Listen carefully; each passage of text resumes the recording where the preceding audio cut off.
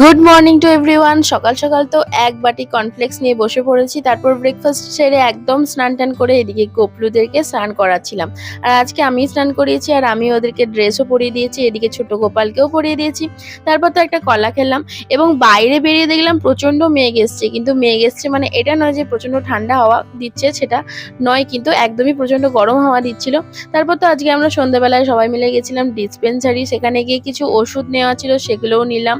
আর তারপর তো ফলের দোকান গেলাম আর ফলের দোকান থেকে কিছু টুকটাক মানে এখন যে ফলগুলো উঠেছে তরমুজ, কলা, সেই সমস্ত আম, ওইদিকে দেখুন মাস্ক মেলানো রয়েছে, এই সমস্ত কিছুই দেখছিলাম। তারপর তো এদিকে দেখুন ঈশা আসার পথে একটা আইসক্রিম খেলো আমাকে দেখিয়ে দেখিয়ে, আমি তো খেতে পারবো না। আর আমরা আসার সময় মোমো নিয়ে এসেছিলাম, চিকেন মোমো, তো সেটাই খাচ্ছিলাম।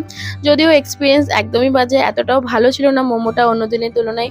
তো আর এখানে তো আমাদের পাশের বাড়ির পুচকু পুচকু বাচ্চাগুলো নাচ দেখাচ্ছিল আমাকে। তো আজকে মিনি ব্লগটা এই পর্যন্ত।